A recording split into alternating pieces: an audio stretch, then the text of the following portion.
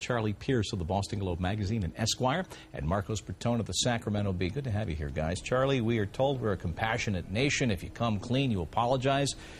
We'll absolve you and move on. What do you make of the past week, and did your sincerity meter peg at any point?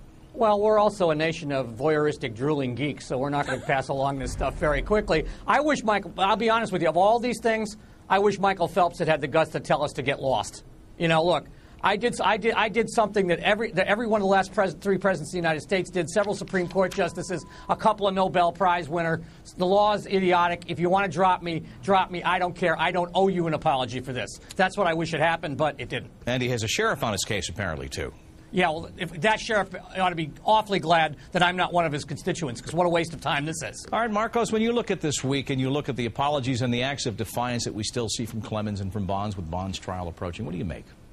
Well, I think what we make of it, Bob, is I think we need to separate sporting excellence from virtue, and the expectation that some of these guys are going to be virtuous, I think, is unrealistic at this point. And I'm almost thinking, particularly after this past week gone by, that maybe we should stop being surprised at what we hear and stop expecting people to act the way that we would want them to act.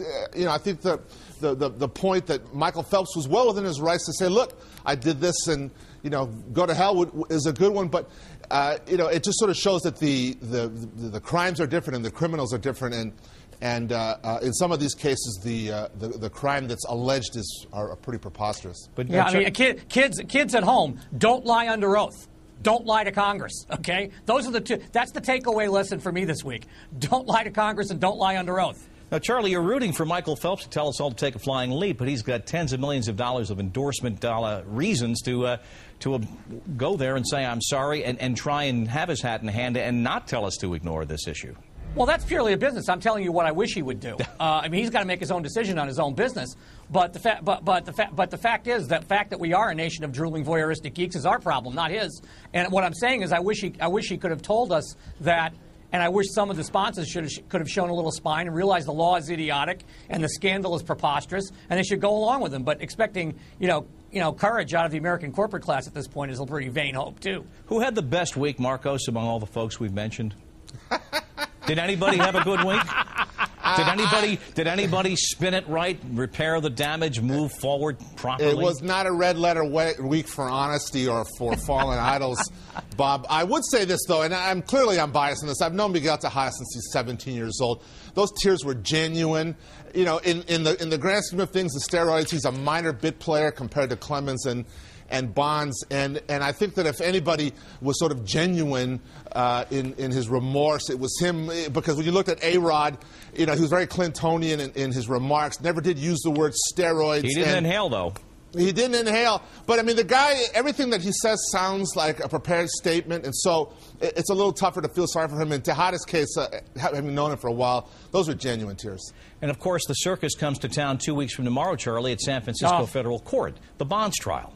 This is going to be a great this is the trial for which hopefully Court TV was invented, because well, it won't be on TV. It's in federal court. Yeah, that's too bad, because I wish it were, because there are so many issues in play here. There is the basic issue of what he said and whether or not he did commit perjury or not. There is the issue of whether or not this has been sort of an out-of-control renegade prosecution from the start. The judge seems to be extremely fed up with some of the evidence gathering in the case. And then there's this gigantic figure in sports going to trial, you know, and conceivably facing a jail sentence. This to me is a different order of magnitude from the other stuff. The only thing comparable to it will be if Clemens finds himself in the same hole in a couple of months. And you've got Tom Davis, former chair of that congressional committee, Marcos, basically saying, of course he lied to us, and of course he's about to be indicted.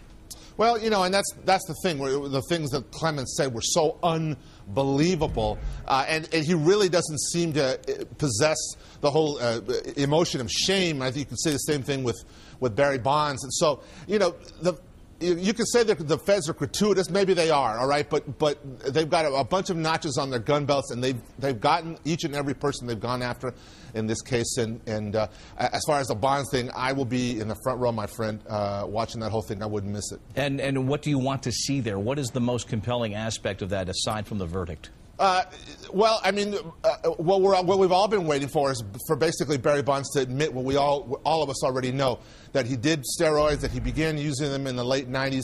Is that going to happen? I mean, he's going to trial. He could have pled this out. Well, he could have pled this out, and that speaks to hubris, Bob. But as I said, the government or good lawyers.